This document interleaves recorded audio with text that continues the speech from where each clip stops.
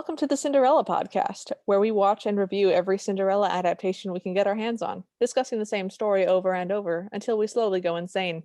I'm Liv. And I'm Talon, and today we watched The Magic Slipper from 1948, which we're going to call The Mighty Mouse Cinderella. So, you've already sort of given it away, Talon, but can you set the scene for us? What makes this Cinderella different? It's a Mighty Mouse cartoon. I had never watched the Mighty Mouse cartoon until this, so I'm going to go ahead and assume that this is what they're all like. Yeah, you mentioned that you fell down a research hole. Thank you, a research hole. What did you find in your research hole? Okay, so my research pertained to a later segment, but my surface level research has shown me that Mighty Mouse was created in the 40s as a parody of Superman. And just from like a basic Wikipedia skim, he was supposed to be an insect at first, and then they just kind of decided to go with a mouse instead. Mice were real big in early cartoons. I don't know if you know that. They were real big. I totally missed that insect part, so that's interesting. So we open on a very cute little cottage and a song that's singing in the background about Cinderella and sort of the story. And we get an opening where someone is singing to us about what's happening. And at this point, I said to myself, oh no, is the whole thing going to be in song? And the answer is mostly yeah. So that's not even the worst part. Oh, no, that's not the worst part. That part threw me, and then I was never quite able to regain equilibrium. So what struck me as really weird is that we open on Cinderella and we open on a picture of her house, and it's not animated. It's just a picture that's being zoomed in and zoomed out of. And even when we see her for the first time, there's no animation, no one's moving. It's just a picture, which I thought was a really strange choice. Yeah, it's like one of those things where you can tell that something is painted directly onto the background, where like not only is it not moving, but you're 100% sure it's not going to move. I thought it was weird that it said Cinderella on the mailbox of the house. It did. It was a cute little cottage, very sort of 1940s, pointy roofs, little gables and stuff. I thought it was adorable. I would absolutely live there. Sure, no, absolutely. My point is that once again, in an animated Cinderella, we don't seem to have a step family of any kind, and Cinderella's home is labeled for us. So, that's helpful. Talon, can you describe the Cinderella for our listeners? Because I can't. Yeah, Cinderella's like a hot girl with mouse ears. Yeah. Like, they don't do anything to her face to make her look like a mouse, not even like a little... No, she has a mouse nose. It's a little black, like a bunny nose. I would say that they make her nose rodential.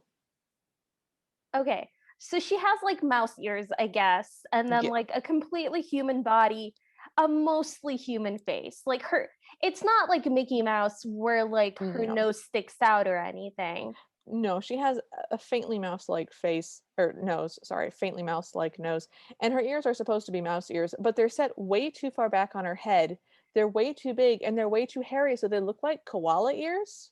They did, yes. So I don't think that she was a mouse. I think she was a koala person. That doesn't make this any less weird, but it also doesn't make it any more weird. Yeah, it's just, I think it makes it more accurately weird. We've reached peak weirdness, so it is what it is. So Cinderella is wearing a dress that's like a little torn up, pointy-ended dress, Flintstones garb, as Liv has dubbed it. I have it down in my, It is approximately the length of a longish shirt. I have it down in my notes as sexy Flintstones Halloween costume. Yeah. It's absolutely a teddy. It barely covers her important parts. Barely. She's also posing seductively with a broom. Like, she's not using the broom for anything. Oh, no. Nor is she holding it in a way that would imply she's going to use it for anything. She's just resting on it with one arm so that she can kind of arch her back. And very cocked hips, so all of her weight on one leg and the other hip very pushed far out. It's a traditional sexy pose. And she's just standing there. She's not animated yet. Want to be clear, she's just painted there. Yeah. So we cut to a different still picture of her, and the fairy godmother appears, and now we actually start to have animation, which I was really excited about.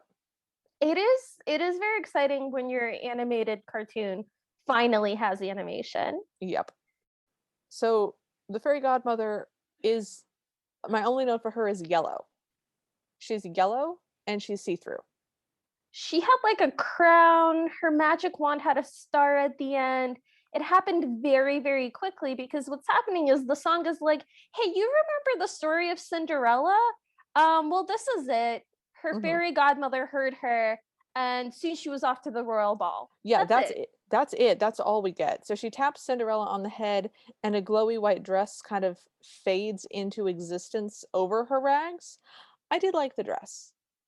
I mean, the dress was fine. It wasn't. It it was not anything special. It was interesting that it physically glowed, but it was a very traditional sort of 1950s prom dress. So it had little puffed sleeves and it had sort of a sweetheart neckline and a like a peplum bodice, which was, and like a V at the bottom of it, and then a big poofy skirt. It was pretty. She It also has actually.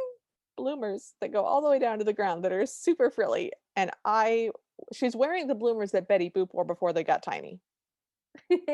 Okay, so the first thing Cinderella does after her transformation is pick up her skirt and kind of look at her legs, Yep. which is, I don't know why, but that's hysterical to me. And that's when you see that she's got these multi-layered frilled bloomers Hmm. and they have so many tears on them, and she's got the little slippers on already. Yeah. My note here is fairy godmother fades out in all caps. Timestamp, it has been 31 seconds. Yeah, Just my notes say in all caps, we are moving fast. Okay, wow. yeah, I just occasionally I felt the need to just mark how much time had actually passed. So this is 31 seconds in, listeners. So For we're those of you paying attention to how this usually goes, it is never a good sign when this much of the plot has gone by and there's still a significant part of the film left. yeah. Always a bad sign. Yeah, the song talks a lot about how Cindy wants a fella. They rhyme Cinderella with fella a whole bunch. And so then we see her coach, and the coach clearly used to be a pumpkin. It's shaped like a pumpkin. It has pumpkin leaves and stuff. We don't see the transformation. We just see the carriage.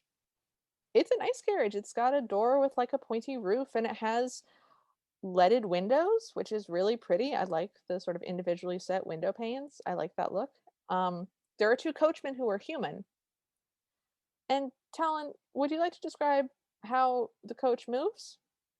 Oh boy, would I. Uh the carriage has four mice Hmm. attached to it. They have not been transformed. Now, as Liv said, the coachmen are human. They are the same proportional size as Cinderella, who is an anthropomorphic mouse. Hmm. The mice that are hitched to the carriage are roughly proportionately the size of ponies, and they are not anthropomorphic. They're just regular mice. So that's like if I was in a carriage that was drawn by more humans that look like me, but were giant and naked. Okay, so I got completely different proportions from them. I got that based on how big the carriage is and how much space inside it that she takes up. I got that these mice were like spaniel sized. So this is basically if I was riding in a carriage that was a normal sized carriage driven by normal people, but being pulled by tiny people, toddlers essentially. I just hitched up four toddlers. It was really weird, and they're being actively whipped to drive forward, and it was Yes, they just are. I mean, one, it was impressive because I don't know if anyone has seen a mouse, but they can't really pull. There's a reason we don't measure stuff in mouse power, okay? There's a reason we turn them into Proportionally horses. to the carriage, they were about half the size of the carriage. No, they Each were mouse. not. They barely made it up to the Half the height of wheels. the carrot. Really? No, they were so small. They loom so large in my mind. No, they were small. They barely made it up to the Okay, wheels. well, they weren't mouse sized. They were not. They were bigger than mouse size. They were somewhere between a dog and a pony, and honestly, it doesn't really matter. They were too It big, matters to me. but also they were mice, which is problematic. Just there are moral implications to that, and I am afraid to delve into those. The song tells us that Cinderella has to leave by midnight. No one tells her that. Does not have that information. The song also tells us that she's sure to find a fella dressed in her pretty gown of white. Yep. Apparently, a white dress is what it's taken all this time to get a man. So, if Yeah. any of you out there are looking, Yeah, it's a white dress. Go throw your favorite dress in some bleach. Don't do that. Don't do that. It'll eat your clothes. So we arrive at the castle and we get to a ball and there are trumpeters.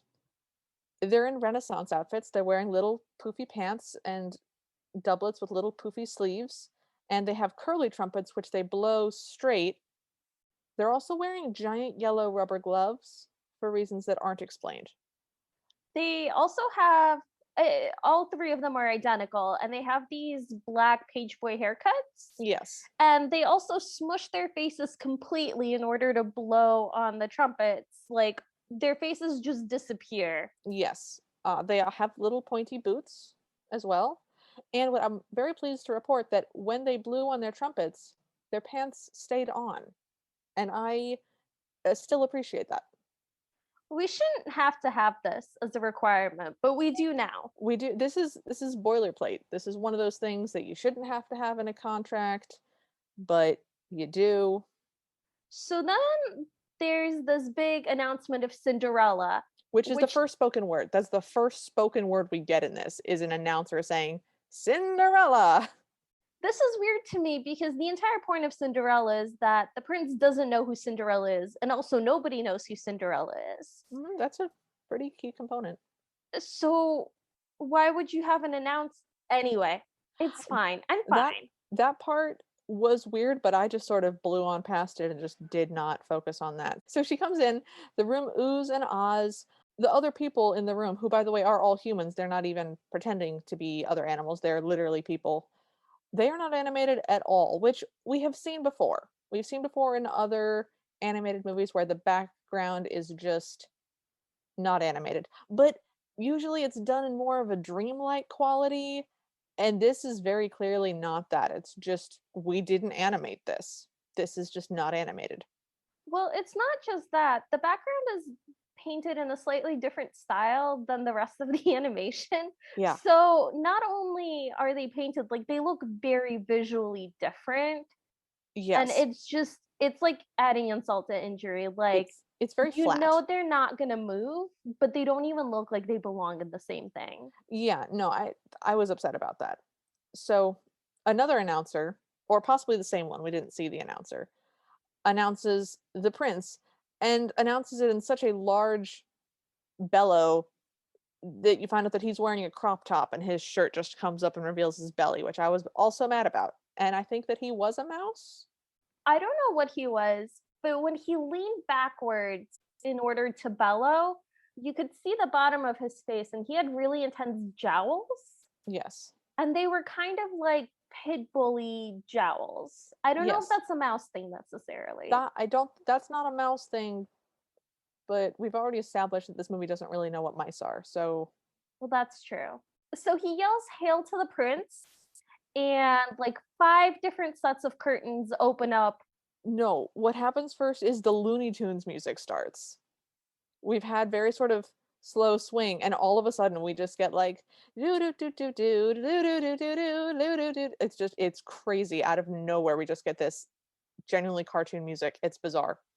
But then yeah, we go to a curtain and we get 7 or 8 different curtains that all Oh, I counted. It was five.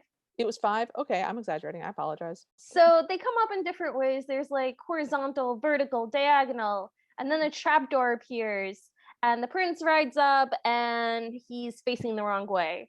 Yes. Wah, wah, wah. I Yeah. added that noise. They didn't. they didn't do that noise. Yeah, they don't lean into that comedy beat at all. He just bows a few times in the wrong direction and then turns around and sees Cinderella. So the prince is a mouse, and having never seen a Mighty Mouse cartoon before, I was like, ah, yes, this is Mighty Mouse. But No, listeners, this was not Mighty it was Mouse. not. This And was just a mouse. a mouse with a very long, wiggly mustache. This will be an important plot point later. Here's what he looks like. He's shorter than Cinderella. When we say mouse, he's actually a mouse, not like a person that has koala ears that's saying they're a mouse. He's not a physical mouse because the mice that drew the carriage were mice like you and I would see. And she's just got koala ears and like a fawn nose. So on the spectrum, where at one end you have a literal mouse, and on the other end you just have like a sexy lady with a mouse nose and mouse ears, he's smack dab in the middle. Like he's Yes. clearly a mouse, and he's clearly anthropomorphized. He's like a cartoon animated mouse. Yes. That's a good scale. I'm glad we've pinned down. I hate that scale exists within the same cartoon. Yep. So the prince comes out and turns around, and he's facing the correct way now, and we get our first real good look at him, and he looks kind of drunk. I think his thing is that he's kind of like dumb, but I read him as drunk. He's wearing this like musketeer outfit. I got a very young vibe from him, like he was a young prince, because his sleeves were not they were longer than his arms, so he had this sort of, you know, boy puts on daddy's business jacket musketeer look to him. He has a hat with a big long feather and he has a sword. That's relevant later. The sword is way too big. The sword is it's comically oversized. So I got an uncomfortable child vibe from him. Like maybe not a child, but a 14. Gawky, I not an thought the adult. joke was that he was small and like kind of scrawny. Yeah, I mean that is definitely the joke. I don't know if he's just naturally small and scrawny or if he's just a teenager.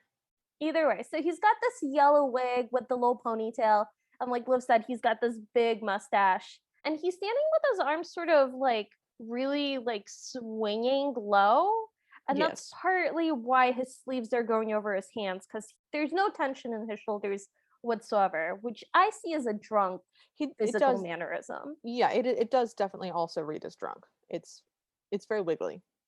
He was very wiggly. So he kind of like sees Cinderella, and he starts marching towards her while his eyes roll around in different directions. And Mhm. then he sort of realizes that Cinderella is there again, and his tongue falls out. Cinderella blows him a kiss at that point, and the way that the kiss is blown is that her lipstick physically flies off of her lips and goes and zooms around him like a mosquito for a bit and then lands on his forehead, at which point his heart explodes out of his chest on a spring. He also tries to follow the path of the kiss mark with his eyes, which leads to him being cross-eyed for the entire scene. Yes. So he races up to Cinderella and they promenade onto the floor. The song begins again. The eh, what can we call this song? Is this the exposition song? Is this the It's narrator the song? it's the exposition song because Is it this goes, yes, in no time at all, the prince spotted Cindy, and soon they took off on a Lindy. And my follow-up question to for that is, Liv, was this actually a Lindy hop? it was fast enough to be a Lindy Hop. It was not animated well enough to tell. It was fast swing, which if anybody's ever done fast swing, yeah, there are definite differences between fast East Coast swing, fast West Coast swing, and fast Lindy, but if you're doing them real fast, it's not visually super apparent, especially if you're a badly animated mouse film. So they could have been doing a Lindy. Okay, I will not give definitively not a Lindy hop. it's definitely not a Lindy. So the music changes to this like really fun swinging music, and then we see the band. At that point, this is what happened in our chat. The music starts and I go, "Oh, I love this." And I hit enter and that second we cut to the musicians. And Talon's next response is, "Oh no." So uh, the musicians are all black. They're obscenely racist, extremely unpleasant. It's a full-on minstrel show caricature. Yep. So Yep. this is where I fell into a research hole because this is actually like fascinating to me. The idea of black people being entertainers and like that trope of how they appear in the cartoon with no speaking parts and just this really gross caricature that has like a really long history in animation. So I started looking up like the intersection of black people depicted in animation, and I found this book called The Colored Cartoon: Black Presentation in American Animated Short Films, Oh Lord. which goes in depth about the way that, and this is a direct quote, animation owes its existence to African Americans because it has its roots in vaudeville and minstrel shows. And a lot of cartoon creators relied on racial stereotypes for jokes. And then as time went on, and that was like considered no longer quite as okay, they quote tried to retain their formulas for caricaturing black people without drawing black figures. And so from then we see this pattern of like characters that are coded black, like the crows in Dumbo.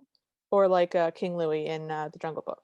Yeah. So there's also a history of using music from black composers, but not using black people as voice actors, not allowing them to be in the same frame as like depictions of white women.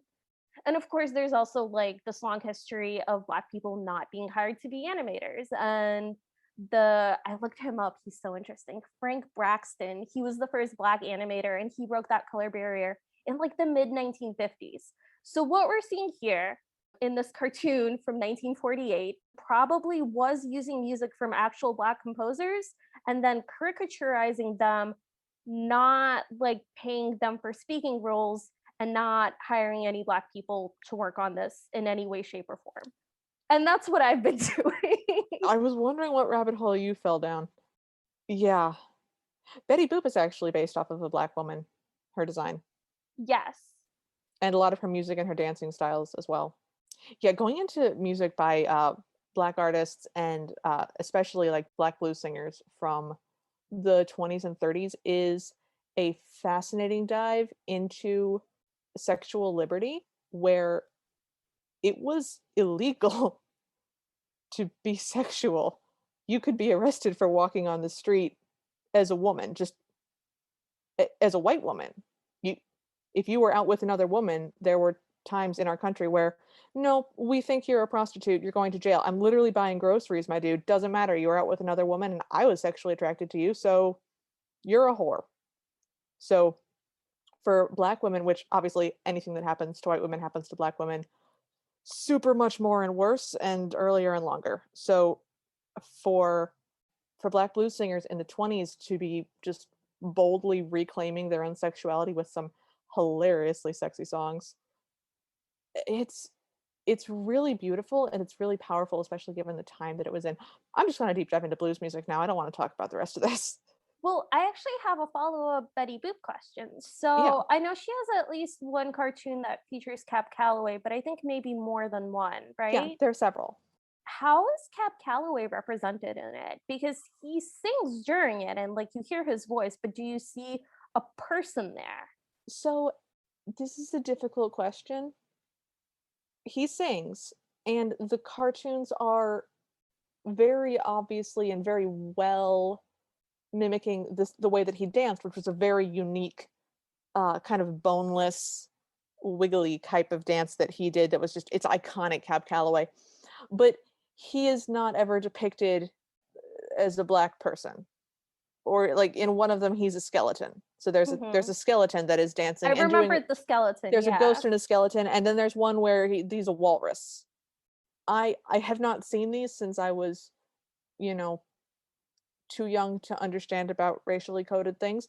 I don't recall them being the Cab Calloway ones specifically. I don't recall those being terribly racially coded. I'm sure that they were if I go back and watch them again, but Well, the they fact that he s was completely erased from it other than his voice and his music yeah, but Cab would Calloway imply that they, like, were yeah, whitewashing it instead. yeah, he was never depicted. Yeah, he does sing. It is his voice singing, and he's credited because Cab Calloway was a big deal, and even white people loved Cab Calloway because he was awesome. It's yeah. Okay, so picking up again. So after they dance, the clock chimes and Cinderella starts running, and the mouse prince kind of belly flops after her and grabs her foot, which is how he gets the shoe off of her. I loved that take. I thought that was really funny because it's kind of hard to run and physically leave a shoe behind, but it's not hard to physically grab a shoe from somebody. It made more sense than literally anything else in this. It did. I really liked it. Um, so she runs off into the forest and her dress turns back into rags. Which makes me wonder, like, why didn't she take the carriage? Because it turns mid-run, but Mm, where's We too don't much know. logic? We Sorry. we never see the carriage again. So anyway, then a wolf peeks out from behind the tree, and I was so ready for a wolf-free Cinderella. I feel like I'm being followed by this stupid wolf So and being pursued. yeah, so I tried to Wikipedia the plot of this, and spoilers, Wikipediaing the plot of this is really hard because it doesn't appear to be out there. I did know that there was a wolf. There were a couple of 3 sentence synopses of this that were like, and then the wolf appears, and I was like, I'm sorry, the what? I was so mad. I didn't know that would happen. And he goes, say that was Cinderella. And he pulls the fur up on his arm To to reveal look a at his watch. watch. And he goes, that means the prince ought to be along any minute now. Yep. Liv, how does the prince enter the scene? I'm so happy you asked me this, Talon. So the prince appears riding a hobby horse. A, Describe what a hobby horse is. a hobby horse is a stick. It's like a broom, but instead of a sweepy part, it has a stuffed horse's head. It's a I only know them as hobby horses. Is there I don't know if there's another word for that. Feel free to correct me, but I know that as a hobby horse. And you play with them as children. They're children's toys that you put between your legs and hold onto with your hands and then gallop about and pretend that you're on a horse, which I've done. Sure, and that's what the prince is doing for locomotion currently. He also has a pillow with the shoe on it, which is glowing. The shoe, not the pillow. Yes, the shoe glows. Sorry, the pillow does not glow. The prince arrives in this fashion. The wolf leaps out, pulls a gun on him, and says, stick him up. And my notes say in all caps, timestamp, it's been exactly 3 minutes. We still have half of this cartoon to get through I at this point. Are you more upset that we're only half done, or are you more upset that it's only been 3 minutes? I'm upset that it's only been 3 minutes and that we have, as much as this happened, we have that much left. Yeah, so both. Both. Yeah. Both is good. And then the prince asks the question that I'm thinking, which is, hey, you don't belong in the Belong in the Cinderella story. story. Yep. Correct. And the wolf is like, oh no, well, I'm taking over from here on. And he takes the mouse prince behind the bushes and comes out wearing his outfit. Interpret that as you will. It's implied that they fight due to the amount of stars and firework symbols that appear over the bushes, which now that I've said firework symbols, I'm less confident that it was fisticuffs. So anyway, the mouse is left in his wig and is wearing a barrel, and his mustache is now missing. And the wolf is wearing the mustache and the entire outfit. And then he shoots at the air a whole bunch and at the ground until the prince runs away.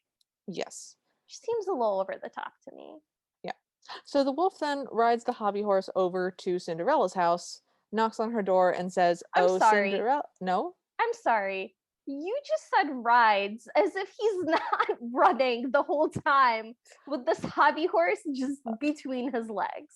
Do not buy into this lie. Linguistically, I would like to point out that riding a hobby horse is a phrase that means running with a broom between your legs. I just don't like the implication that this is assisting him in his mode of travel in any way. Okay, I will amend. He runs to Cinderella's house, you guys. He With runs there. Yeah, so he's got a hobby horse between his legs. He runs to Cinderella's house, knocks on the door, and says, oh, Cinderella. And we hear Cinderella speak for the first time. Talon, could you tell us about that? I couldn't. What I could tell you is that the wolf kisses the shoe before he knocks, like for good luck. Oh, I missed that altogether. That was a weird moment. I'm real happy I missed that. You tell me about Cinderella. So she looks up when her door is knocked on and says, "It must be the prince." Her voice does not match her character at all. Her voice sounds like the youngish grandmother in a 50s sitcom. She's a matron. She sounds like the lady who checks out your groceries at the store. She is in no way, she's a very slightly built person. She's drawn very, very slightly built, very tiny, with sort of longish hair, but she's got a voice that's sort of not small and not sexy in any way, shape, or form, and it's weird. So I was really thrown off guard by her voice. I was expecting something in sort of a soprano range. Yeah, it is a little deeper and like a little like It's older. more. It's an older voice. Yeah, She it's sounds just like a an older librarian. voice. Yeah, she sounds like a librarian. Well, Not I'm a not a se- librarian, and this not a is what sex I sound like. well, the stereotypical non-sexy librarian. I'm I doing a didn't bad find it job. that jarring, which is why I made you talk about it. It threw me so hard. So she opens the door. The wolf comes in.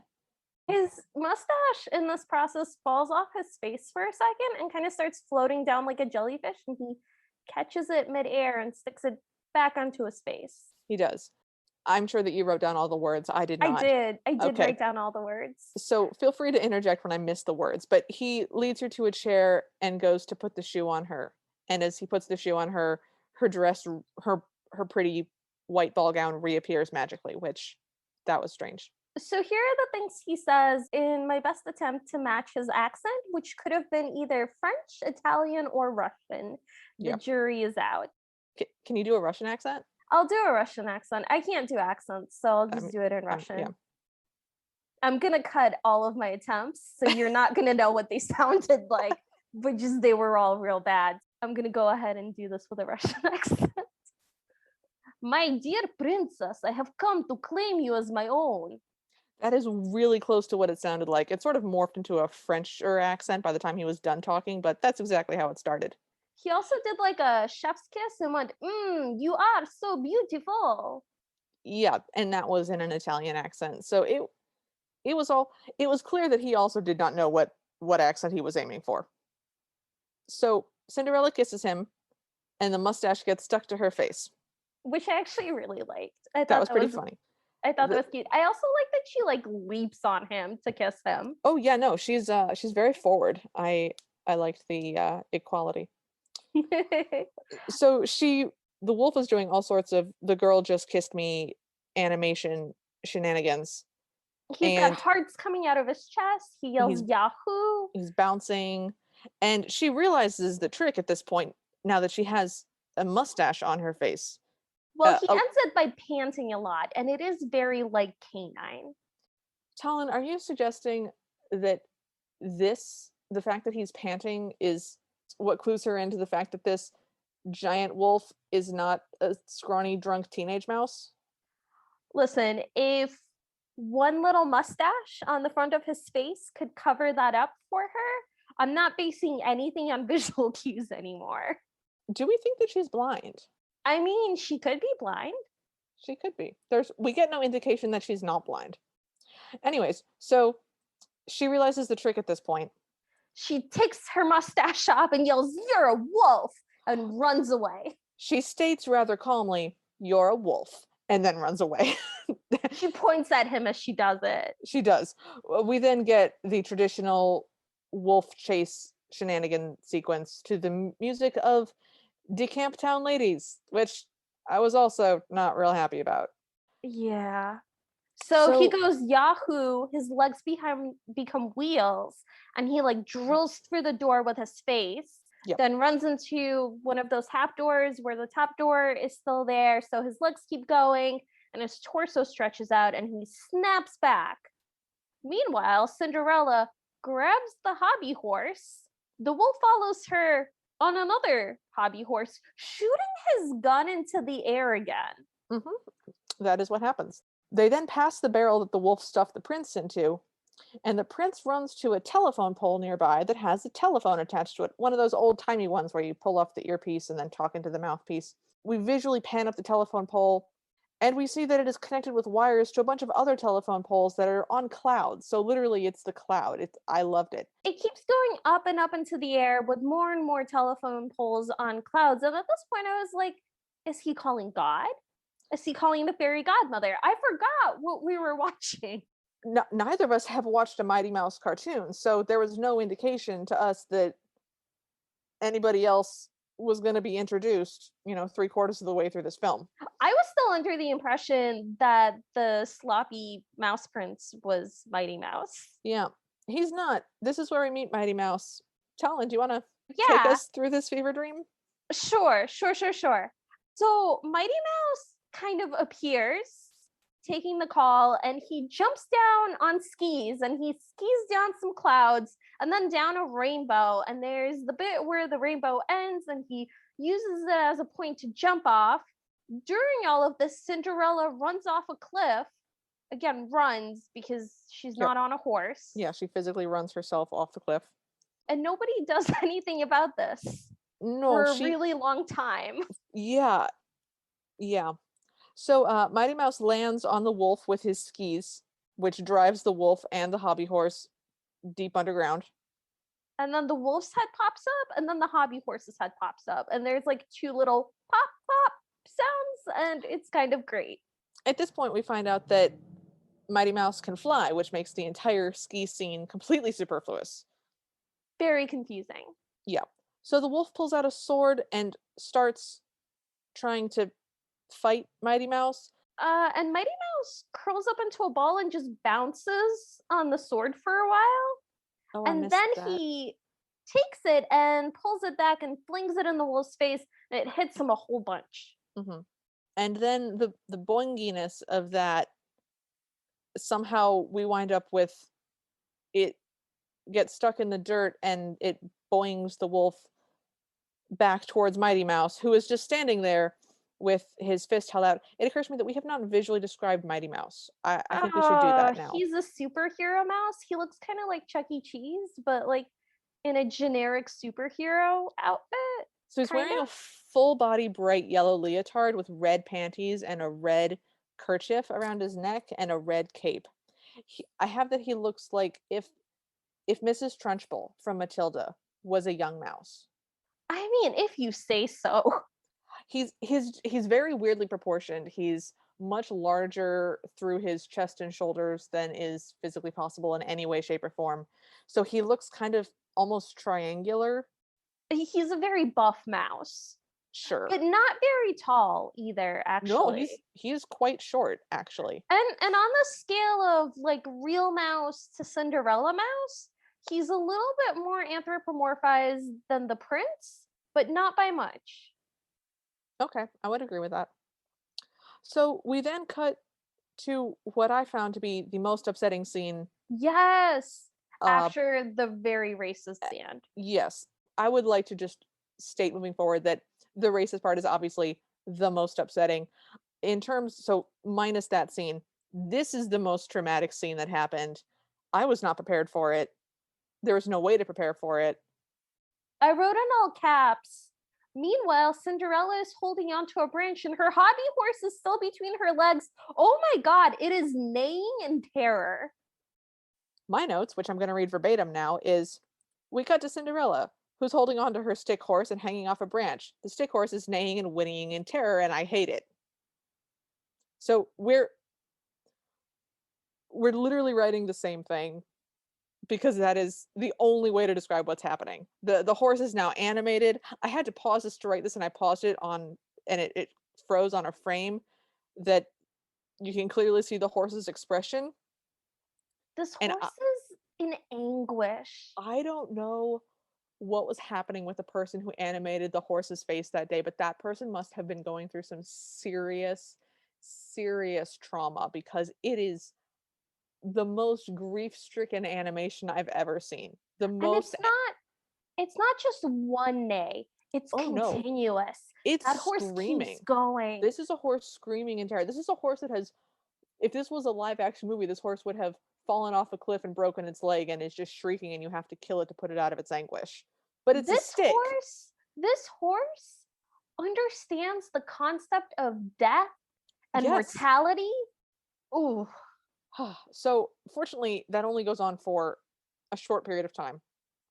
Mighty Mouse and the wolf keep having like their slapstick fight, and the wolf's striped shorts are pulled down or they fall down, and they So reveal that he's got polka dot shorts what underneath. happens is Mighty Mouse uppercuts him so hard that he is pushed out of his pants. Oh. That's what happened. Okay, And I was just focused on the fact that we're supposed to be like, oh my god, that's his underwear, but it's the same length as his shorts, and not anymore silly because no, the shorts were striped and the underwear polka dotted, and that's basically the same thing. yeah. So the gag doesn't really land in that way. Mighty Mouse then uses the pants, which are now around the wolf's ankles, to discus hurl him into a tree. Yeah, and he kind of hits the bottom of the tree, but there's like a hole there, like a hollow, and he goes all the way up inside the tree, and his head pops out the top, and his limbs pop out from the branches, and he's sort of trapped there. And that's how we finish with the wolf, is that he's encased in a tree prison. Yep. Mighty Mouse then flies down and saves Cinderella Finally. and the blessedly no longer animated stick horse. It's just a stick again now, for which I will be giving thanks to every deity that's ever existed. And then we see these big ringing bells, and it keeps going and going, and our exposition song begins again. And it's like bells, something, chimes, whatever, strike up the band, it's gonna be happy. It's Cinderella's wedding day. So Mighty Mouse literally flies her from the last scene in which she ran off a cliff and was hanging onto a stick and another stick for dear life Yes.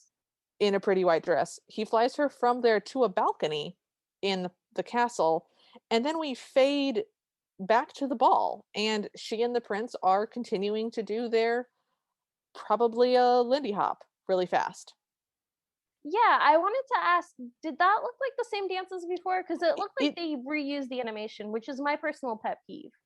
it absolutely looks like they reused the animation. I watched this twice. I'm not willing to watch it again, but if they if they did not reuse the animation, then they managed to somehow create something virtually identical. The So, mouse prince somehow has his outfit back, by the way. well, he's back in the castle. He's a prince. I assume he has multiple outfits. Okay, well, It it's the same outfit as the it point. is. We don't address how he got from naked in a barrel in the middle of the woods to back into a ball in another outfit in the same time that it took Mighty Mouse to fly Cinderella from the cliff to the balcony. Yeah, none of this makes any sense. So at this point, I assumed that we were done. And Yeah, I if was only. wrong about that because we have to see Mighty Mouse one more time. And so we see, and at which point I go, oh, obviously we have to see Mighty Mouse one more time. He has to fly off back to his Care Bear home. But unfortunately, that's not exactly what happens. He's on one of the hobby horses and he starts flying up into the sky. And then he yells, "Hi ho, Cinderella," implying that the horse's name is Cinderella. Yes, he absolutely does it in the hi ho Silver voice, which the horse's name is Silver, so it's unclear what's happening, and then we're done. And then we're done. That was 6 minutes and 6 seconds, everybody. So, Ooh. um, yeah. Uh, So did you think that she was gonna end up with the mouse prince? I yes, because I read the synopsis. Oh. I assumed that once Mighty Mouse showed up, because he was like the main character theoretically, like it's a Mighty Mouse cartoon, I thought he and Cinderella would get together. No, That's I why did. they made the prince so like foppish. I didn't know why they made the prince so, as we have previously stated, undersized and wiggly. But Right. I knew she didn't end up with Mighty Mouse because the Mighty Mouse cartoon premise is there's a story and then he kind of rolls in to save the day and then pieces out. So I was not aware of that. I thought I it, was watching a Cinderella cartoon. evidently in later years he's more of a character around whom the story itself rotates and has a love interest. called like Pearl Poodle or something. I didn't read it that closely. But Based on this, I have zero interest in following up on any Mighty Mouse cartoons. okay, so the deep dive that I went into was other famous stories that have been done by the Mighty Mouse franchise. Okay, what do we got? Frankenstein. Who does he save? The I people did or the monster? I want to be clear that there's not a synopsis in these. It's just a brief tagline. Oh, So someone should be nice to the monster. so Frankenstein, Jekyll and Hyde, Uh-huh. Love's Labor's One, Wow. Pandora's Box, The Trojan Horse, Okay. Aladdin's Lamp, Swiss Family Robinson. I'm getting to the worst parts. Krakatoa, Hmm. The Johnston Flood, Hmm. and The Wreck of the Hesperus. Okay. So I was gonna have this be a question for the after party, but given that Mighty Mouse has done these stories, what other great pieces of literature do you think they should do? Because I've got a whole list. Great expectations. Oh, that would be so good. I've got a whole list. I've got like they should do Tess of the Dubervilles, Oh, dark. right? They should do so I'm listing stuff like they should do Cousin Bet, they should do Anna Karenina, they should do Antigone, they should do Oedipus. That'd be hilarious. And then I'm looking at my bookshelf, which is entirely populated by horror books. And the first Lovecraft story that I ever read is called The Rats in the Walls. They should do The Rats in the Walls. That's so perfect. Yes. And then I started thinking about rats and the stories where they are specifically one of the really scary characters. And what else I came up with was The Pit and the Pendulum Ooh. in 1984. Oh. I think Mighty Mouse should be the villain in 1984. I want this now. This is the rabbit hole that I went down. I want a Dracula adaptation in which Mighty Mouse swoops in and saves everyone. There is a Dracula adaptation. There's actually two. There's a duck called Quackula, I and then have to there's go. We have to move on. another duck called Duckula. So there's two vampires. It's Duckula and Quackula. I want you to have this information in your head I too. didn't want that. I Too didn't want bad. this. Too bad. I'm sober. Too bad. We can fix that. It's almost time for the after party. We're almost there. So this movie, as we have previously mentioned, is blessedly finished now. What were your highs and lows, Talon? I feel really uncomfortable like joking about the lows in this movie when it has like this really upsetting, really just caricature Yeah. blackface So okay, so let's change the question for this aspect. one and let's do highs and awkwards. Most awkward. Okay, so for me, the high was when Cinderella kissed the wolf and ended up with his mustache. I thought that was cute, and I like that it wasn't. I like that there was like actual continuity in the animation, and that in the next shot we saw her with the mustache still on, and then she had to take it off. I'm such a sucker for like good continuity in animation, so the fact that they remembered that she had a mustache on and then remembered to draw it, I thought in terms of craft that was really good, and in terms of just being funny that was really good. I found the phone call like really jarring. I don't know why. Like Well, obviously the yelling horse was really upsetting, but in terms of like derailing the entire cartoon, I think it's because we had already just taken a very hard left by introducing a wolf, and we just weren't prepared to take another real hard left that quick. I guess I found the inclusion of Mighty Mouse in this Mighty Mouse cartoon awkward. Agreed. Agreed. I thought that was bizarre. What are your highs and lows? My high is definitely the song that is played during the super upsetting scene. I liked the swing dance song. I love swing dance. So like that song was good. And I liked how they animated them doing the Lindy because I love Lindy Hop. And that was exciting because normally the Prince and the Cinderella do really slow and sedate dances, and so I thought that that dance was really fun. And if they had just not animated the musicians at all, that would have been so much better than what happened. Awkward moments for me, the the mice. The Oh the the yeah. range of mousitude, mouseliness. Mouse verisimilitude? Ma- yeah, ver- Veromousitude, Verimousitude. Veromousitude. Okay, yeah, the amount of Veromousitude that was in this was just very awkward for me. I'm fine with anthropomorphizing animals. I do like it to sort of be to the same extent. It was just so inconsistent. Yeah, I didn't like it. That was really awkward for me. Obviously, other than the extremely upsetting musician scene, what would you change about this movie? Let's just assume that that scene's not there so that we can answer this Oh, question. you mean aside from changing the racist history of the United Yeah, States aside from and the changing the way racist, and look, the way it pervades every aspect of life? this is what episode 7. Our podcast cannot I think change. 8. We've done less than 10 episodes of this. We can't expect our Cinderella podcast to resolve the entire history of racist filmmaking I yet. love how that sentence implies that with a certain amount of episodes we could. I like to dream. I'm hopeful. But yeah, other than the whole very problematic everything, what would you change? I would change the fact that the characters are different levels of mousiness. Yeah. I would just have them all be equally like mice or equally like people or Yeah. whatever. I mean, since it's a Mighty Mouse cartoon, everyone should look like Mighty Mouse in terms of like how anthropomorphic they are, Yeah, which in I terms think of the wolf did. yeah.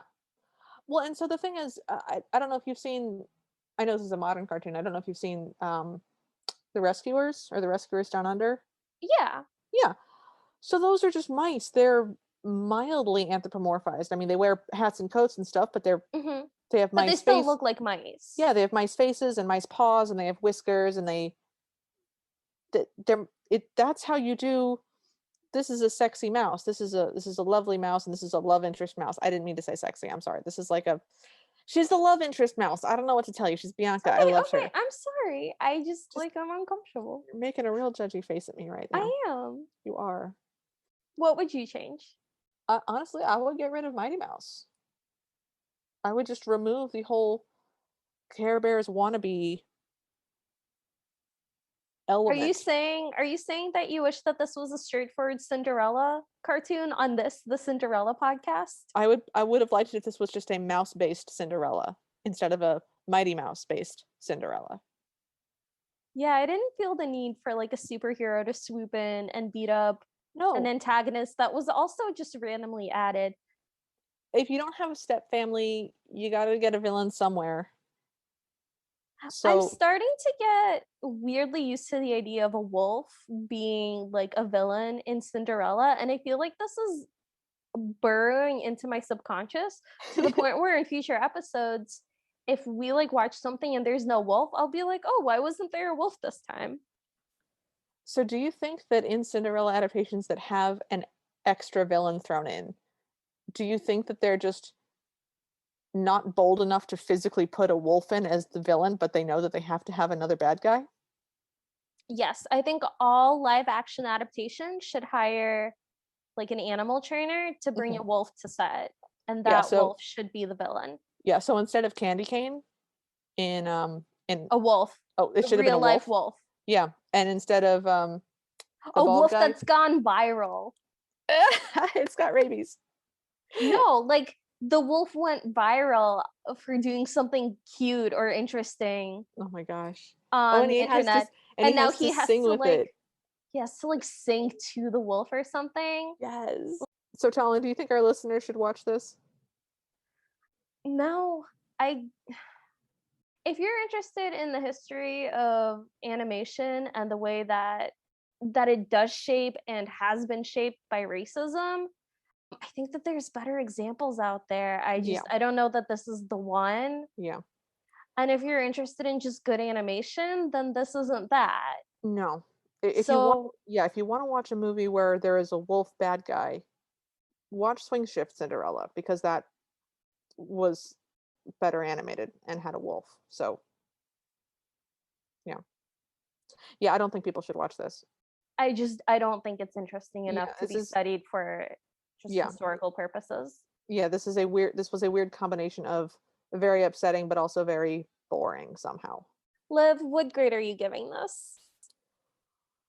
I think I'm gonna give this a D plus Okay, how come? because it was a Cinderella, so you know, it did have most of the Cinderella beats, including, a shoe and a gown and a transformation and a pumpkin. But losing a lot of points for including a wolf, losing a lot of points for whatever that last third of the movie was with the Mighty Mouse rainbow Care Bear sequence. And yeah, just racially bad. Just you did a bad job. You get minimal credit for this. This is no. I give it a D plus because I did like the Lindy Hop. I'm just straight up giving it an F. I like Yeah, that's fair. I don't know how to salvage this. So yeah, The highs were few and far apart, and the lows were real low. Well, it's almost midnight, so thanks for joining us. If you liked this episode, please leave us a rating or a review. We'd love to hear from you, so follow us at CinderPod on Twitter and Instagram, like our Facebook page, or email us at thecinderellapodcast@gmail.com. If you want bibbity bobbity bonus episodes, or to hear us discuss this week's Cinderella again, but with more adult beverages and the ever after party, please support us at patreon.com/cinderpod. Our intro music is Bad Ideas by Kevin MacLeod. You can find him at incompetech.com. Until next week, we hope you have a happily ever after.